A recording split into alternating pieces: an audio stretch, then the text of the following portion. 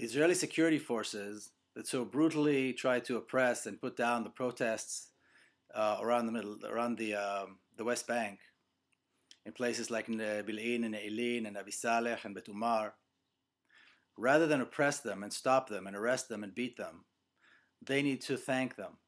They need to thank those protesters for their dedication to nonviolence, their dedication to justice, and their dedication to finding a peaceful resolution to the Israeli-Palestinian conflict. But they don't. They come in there in full force, armed to the teeth, and they arrest and they beat up and they shoot and so forth. We know all these things. But eventually they will have to apologize. Eventually, and I said this to the soldiers and to the officers in several places as I was confronting them in protests.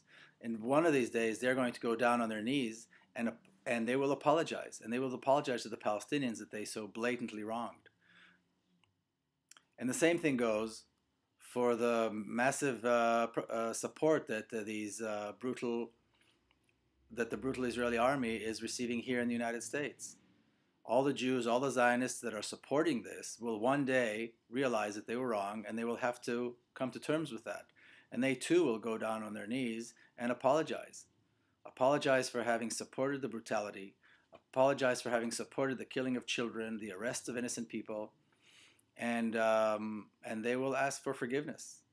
When the trials begin, as they will, and when tribunals will take their place, as they will, and when the Truth and Reconciliation Commissions begin their work, as they will, just like they did in South Africa, these people will not be able to claim that they did not know, because it's all well documented.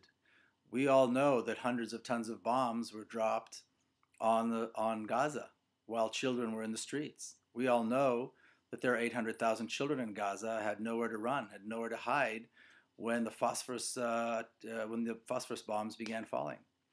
They had nowhere to hide from the flames and the fire and the rubble because the Israeli army is keeping Gaza under lock and key. The same thing goes for the West Bank. The arrests in the middle of the night of children, the harassment, the beatings, it's all well documented.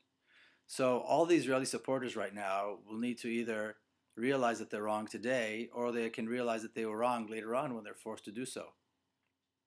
But apologize they will. For dancing around while Palestinians were counting their dead, for draping themselves in the flag and cheering as the bombs were falling and innocents were being killed. Things like that don't go unpunished. Things like that don't go on without being remembered. And I know I'm going to remember these people, and I'm sure their conscience is not going to let them forget that they danced around while others were counting their dead. So both the soldiers and the Israelis who support them and the American Jews who support them, one of these days, they're going to realize they were wrong, and they will apologize.